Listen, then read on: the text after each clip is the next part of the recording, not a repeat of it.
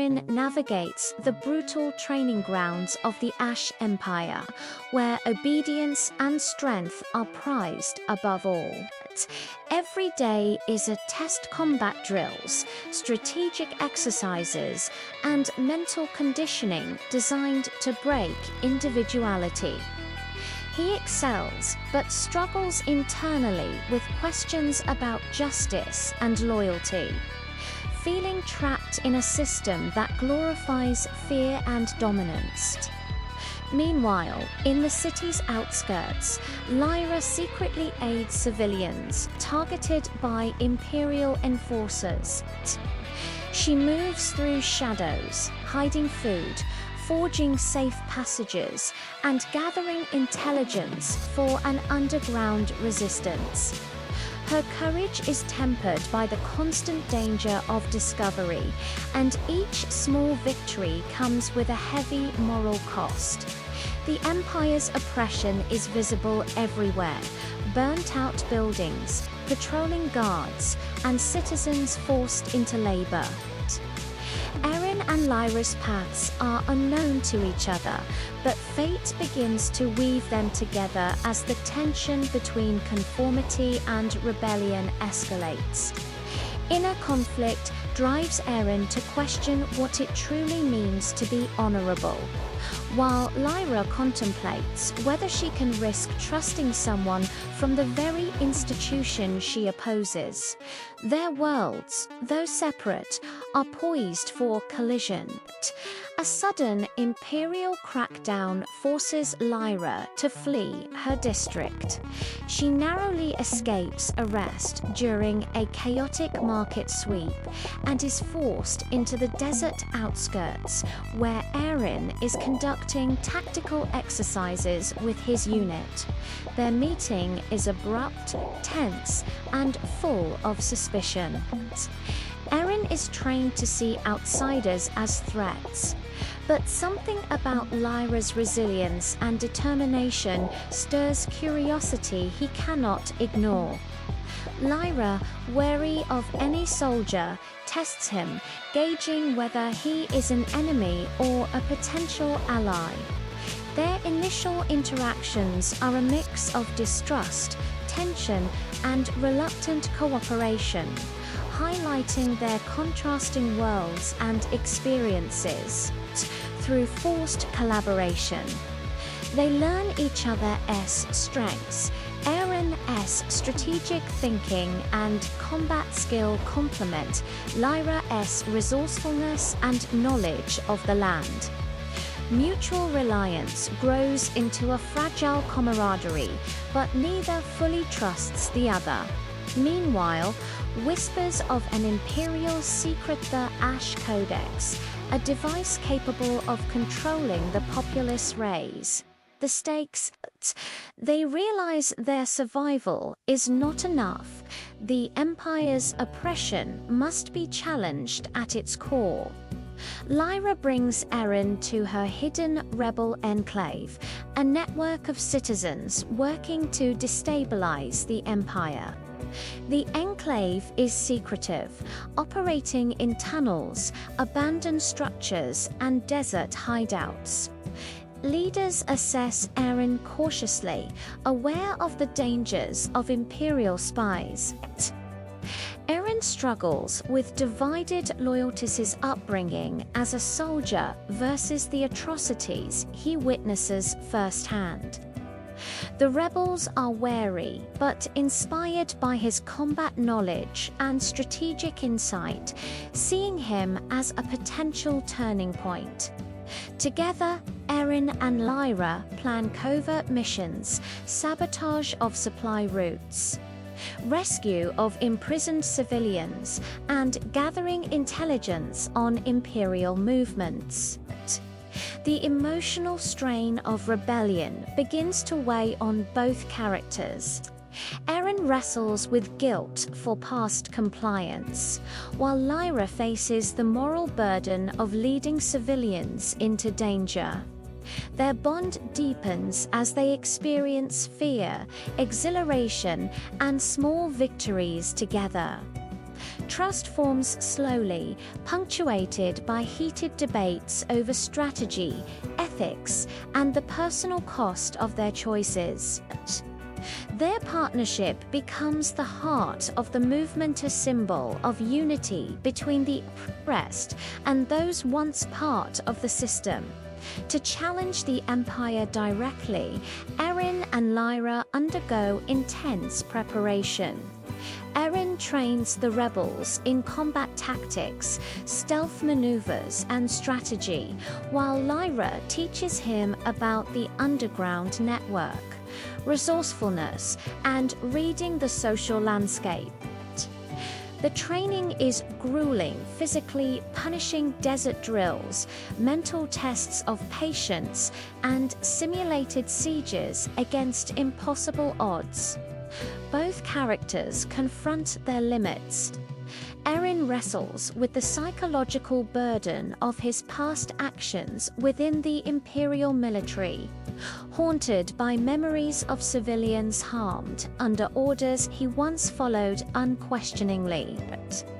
Lyra struggles with her fear of losing anyone else she cares about. The rebels have become her surrogate family.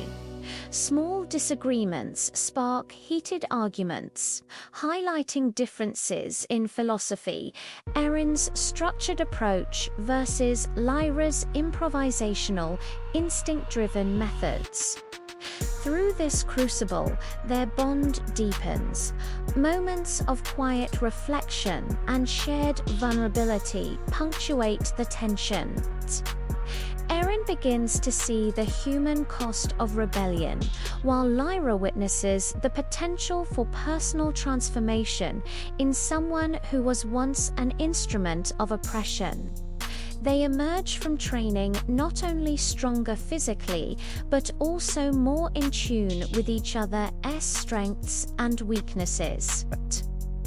By the end of this section, they are ready to escalate from small missions to confronting the Empire's central power, though the risks and stakes have never been higher. Arin and Lyra lead their first high-risk infiltration into the heart of the Empire's capital. Posing as traders and officials, they navigate the intricate political web, evading surveillance, and uncover the Ash Codex, a device capable of controlling public behavior through fear and manipulation. The city is tense and heavily patrolled. Every step brings potential exposure.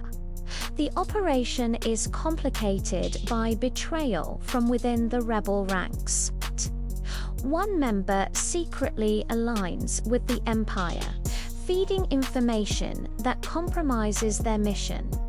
Arin must make split-second decisions, balancing the safety of Lyra and the civilians against the mission's objectives. Lyra's intuition proves invaluable in navigating the treachery. But the psychological toll is immense. She struggles with feelings of guilt, anger, and the weight of responsibility. Through the ordeal, the stakes of rebellion become real. The Empire is not just a distant threat, it is pervasive, manipulative, and ruthless. Arin confronts his conflicted loyalty, realizing that leaving the Empire unchallenged means complicity. Lyra, meanwhile, grapples with trust issues, learning that leadership involves both risk and faith in others. By the end of this section, they escape with critical intelligence. But the Empire is now aware of their defiance, setting the stage for a direct confrontation. The rebels launch a strategic strike against a key military outpost, controlling vital supply lines.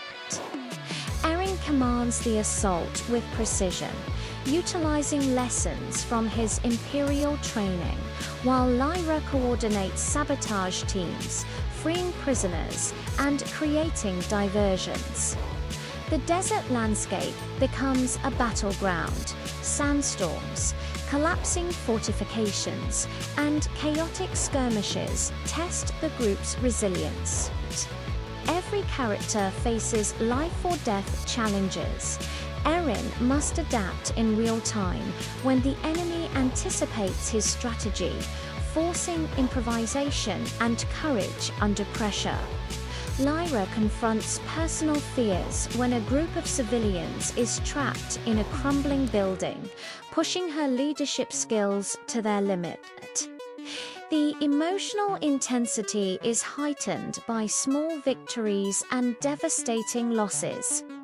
Each moment strengthens or fractures bonds within the rebel network. Arin and Lyra's partnership evolves into mutual reliance. They navigate the chaos together, making life-altering choices, realizing that trust, sacrifice, and quick thinking are crucial. The rebels succeed in crippling the Empire's logistics, sending a message of defiance, but at the cost of revealing themselves as direct threats. This victory is a turning point, is both exhilarating and sobering, highlighting that rebellion comes with irreversible consequences. The Empire responds with overwhelming force, closing in on the rebel stronghold. Arin, Lyra, and the surviving rebels plan a direct strike on the Imperial Council chamber, aiming to dismantle the Ash Codex and destabilize the oppressive hierarchy. Tension escalates as spies, ambushes, and moral dilemmas test everyone's resolve. Inside the council chamber, Arin confronts leaders he once revered, witnessing their cruelty firsthand.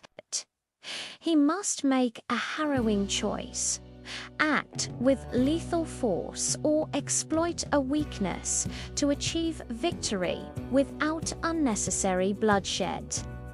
Lyra faces an equally intense personal trial, deciding whether to trust a captured council member who claims to hold critical intelligence that could save lives but risks betrayal.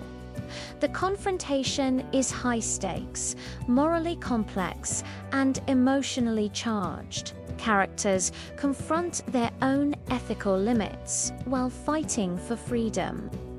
Arin and Lyra emerge as decisive, morally nuanced leaders, demonstrating courage, intelligence, and compassion in equal measure.